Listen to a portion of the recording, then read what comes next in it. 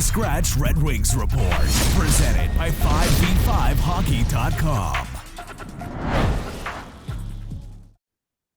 Welcome to the Healthy Scratch Red Wings Report.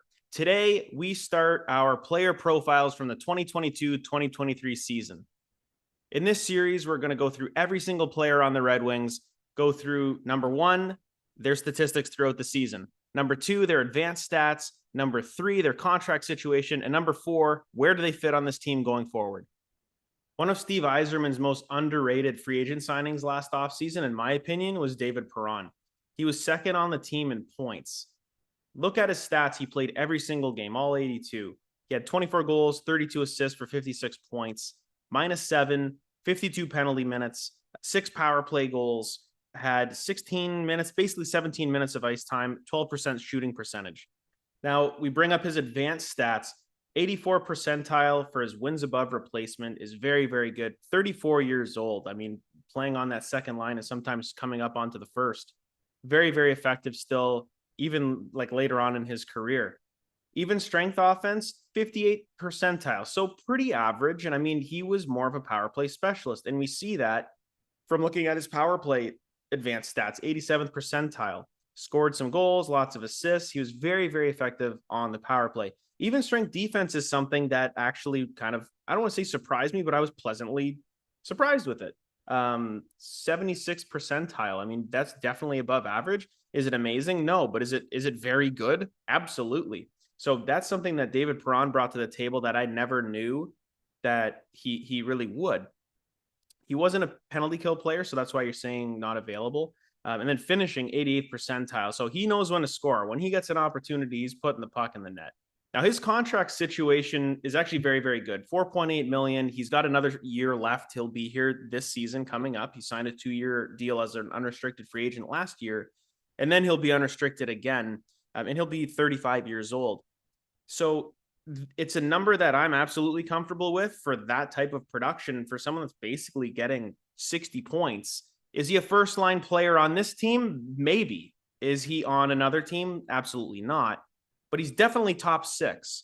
And it depends on what Yzerman does in the offseason, who he brings in.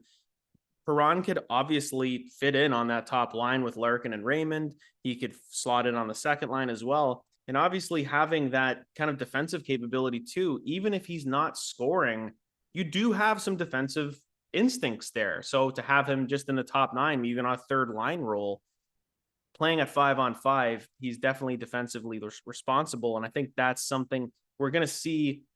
I would say most of the players that Yzerman has brought in have shown those type of qualities of being defensively responsible. And that's something that I think Derek Lalonde actually really values as well, is putting guys like that out there. Do I think that David Perron will be back after this season? It's hard to say. It really depends on the projection of where this team's going. It's really hard to guess, who's going to be here and who's not, because we're going into the off season. Like, these videos might be posted during free agency, or, there might have been a trade being made. So David Perron had a very, very good year. I'm comfortable with the output. I'm comfortable with his team leader role. I mean, he had an A on his jersey a lot of the time. And one thing that we can maybe add into this analysis, I'd say, is the eye test. Like, how did he actually look? He was unbelievable at the beginning of the season. He controlled the play. Very, very smart hockey player. Obviously has been in the league for a while, so he knows what he's doing.